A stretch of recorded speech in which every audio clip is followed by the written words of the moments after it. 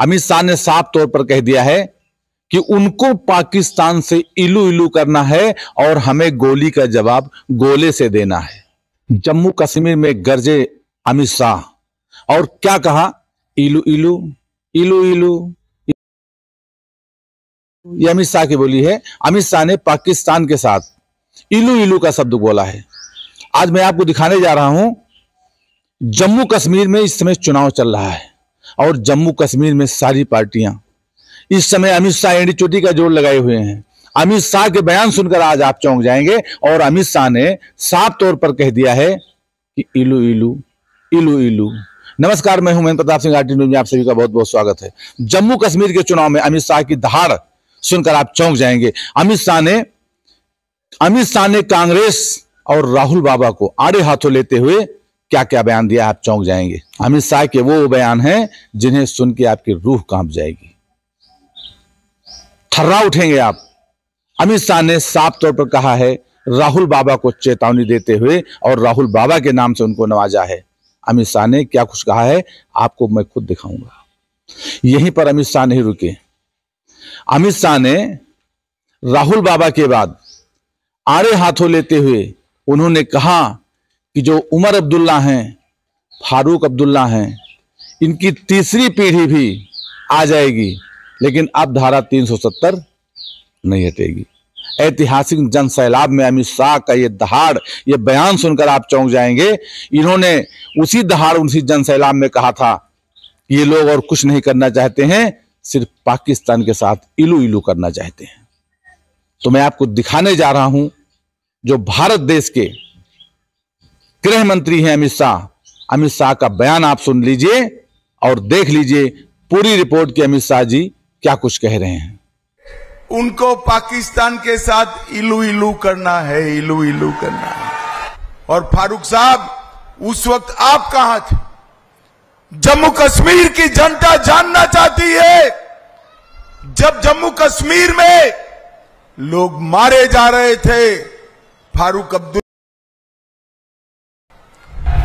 अरे उमर अब्दुल्ला, आपकी तीसरी पीढ़ी भी आएगी, धारा 370 अब नहीं आ सकती, नहीं आ सकती। भाइयों बहनों, ये एनसी और कांग्रेस ने सालों तक जम्मू कश्मीर में आतंकवाद को संरक्षण देने का काम किया। फारूक साहब, मैं आज आपको बताने आया हूं कि कांग्रेस और एनसी के शासन में ही आतंकवाद सबसे ज्यादा बढ़ा। और फारूक साहब, उस वक्त आप कहां थे?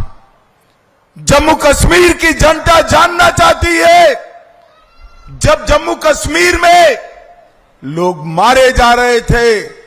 फारूक अब्दुल्ला, आप कहां थे? अरे उमर अब्दुल्ला, आपकी तीसरी पीढ़ी भी आएगी, धारा 370 अब नहीं आ सकती, नहीं आ सकती। भाइयों बहनों, एक कहते हैं कि जिन्होंने पत्थर चलाए हैं, पत्थरबाजी की है, आतंकवाद फैलाया है, उनको जेलों से मुक्त करेंगे। मुझे बताओ जसरोटा वालों, आतंकवादियों की जगह जेल में है या बाहर है? जोर से बोलो, जेल में है या बाहर है? अरे अब्दुल्ला साहब, कान खोल कर सुन लो। राहुल बाबा, कान खोल कर सुन लो। ये नरेंद्र मोदी सरकार है, आतंकवाद को पाताल तक दफना कर हम रहेंगे, पाताल तक। इनके घोषणा पत्र में है एलओसी के साथ व्यापार, एलओसी के उस ओर व्यापार करेंगे, ट्रेड चालू करेंगे। उनको पाकिस्तान के साथ इलू इलू करना है, इलू इलू करना है कि हम जब तक आतंकवाद चालू है, पाकिस्तान को गोली का जवाब गोले से देने का काम करेंगे। इस देश में टेररिस्टों की एक ही जगह है, फांसी का फंदा ही उनके लिए जगह है। भाइयों बहनों, ये लोग वोट बैंक की लालच में कहते हैं कि आतंकवादियों से बातचीत करो। अरे भाइयों बहनों, ये एनसी और कांग्रेस ने सालों तक जम्मू कश्मीर में आतंकवाद को संरक्षण देने का काम किया। 40-40 साल तक आतंकवाद को ताकत देते रहे। जम्मू कश्मीर के 40,000 युवा शहीद हो गए, मगर उनको कोई पड़ी नहीं थी। और फारूक साहब, मैं आज आपको बताने आया हूं कि कांग्रेस और एनसी के शासन में ही आतंकवाद सबसे ज्यादा बढ़ा। और फारूक साहब, उस वक्त आप कहां थे? जम्मू कश्मीर की जनता जानना चाहती है, जब जम्मू कश्मीर में लोग मारे जा रहे थे, फारूक अब्दुल्ला आप कहां थे? आप जवाब नहीं देते हैं। मैं आपको बताता हूं भाइयों बहनों, जसरोटा वालों, जब जम्मू कश्मीर में आग लगी थी, हमारे एक जम्मू के अंदर 90 के दशक में आतंकवाद फैला था, रघुनाथ मंदिर पर हमला हुआ था, उस वक्त फारूक अब्दुल्ला इंग्लैंड की ठंडी में मौज मस्ती कर रहे थे, मौज मस्ती कर रहे थे। और आज एनसी का एजेंडा देखिए, उनका एजेंडा है हम धारा 370 वापिस लाएंगे। मुझे बताओ जसरोटा वालों, धारा 370 वापिस लाने के लिए जसरोटा वाले सहमत है क्या?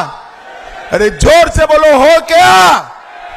अरे उमर अब्दुल्ला, आपकी तीसरी पीढ़ी भी आएगी, धारा 370 अब नहीं आ सकती, नहीं आ सकती। भाइयों बहनों, एक कहते हैं कि जिन्होंने पत्थर चलाए हैं, पत्थरबाजी की है, आतंकवाद फैलाया है, उनको जेलों से मुक्त करेंगे। मुझे बताओ जसरोटा वालों, आतंकवादियों की जगह जेल में है या बाहर है? जोर से बोलो, जेल में है या बाहर है? अरे अब्दुल्ला साहब, कान खोल कर सुन लो, राहुल बाबा कान खोल कर सुन लो, ये नरेंद्र मोदी सरकार है, आतंकवाद को पाताल तक दफना कर हम रहेंगे, पाताल तक।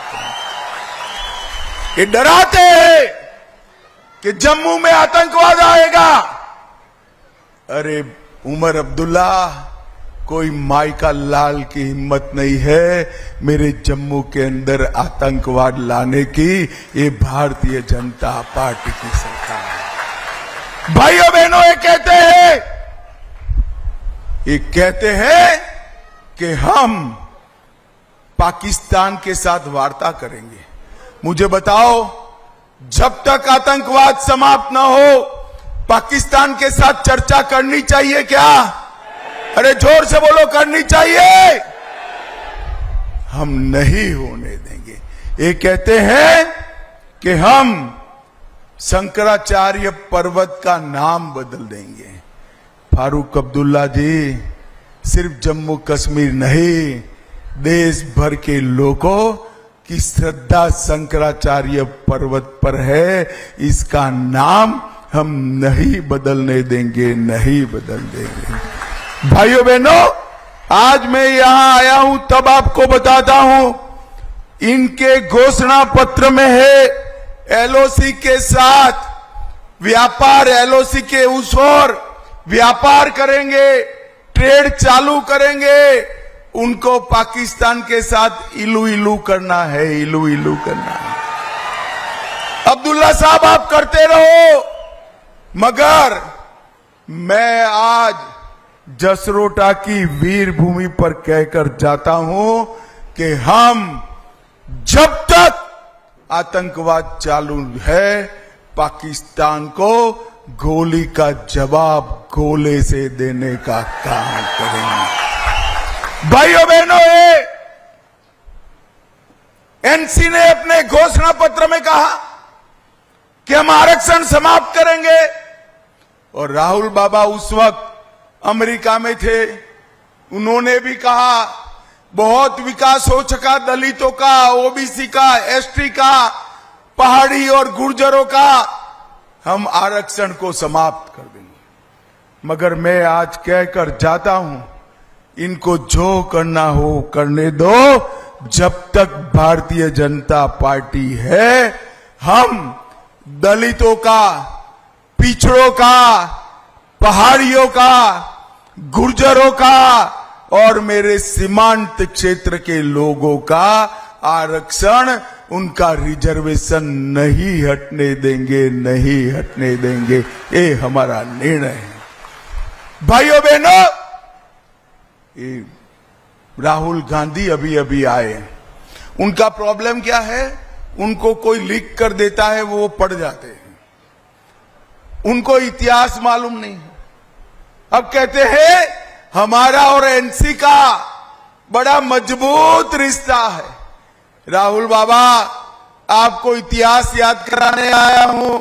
उमर अब्दुल्ला के दादा शेख अब्दुल्ला को आपकी दादी ने देश के जेल में डालने का काम किया।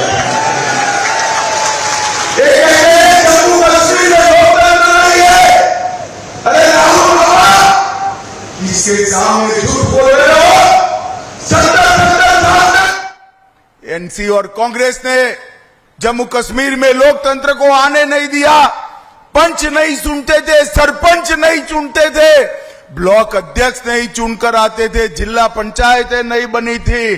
30,000 जम्मू कश्मीर के युवाओं को पंच, सरपंच, तालुका पंचायत, जिला पंचायत अगर देने का काम किया तो हमारे नेता नरेंद्र मोदी ने किया। नरेंद्र मोदी ने। हमने 3 परिवारों की गिरफ्त से लोकतंत्र को मुक्त कराकर लोगों तक पहुंचाने का काम किया था। और आपके जमाने में 10% वोटिंग होती थी, हमारे जमाने में अब 50% से 65% वोटिंग हो रही है। यही बताता है कि लोकतंत्र मजबूत। भाइयों बहनों,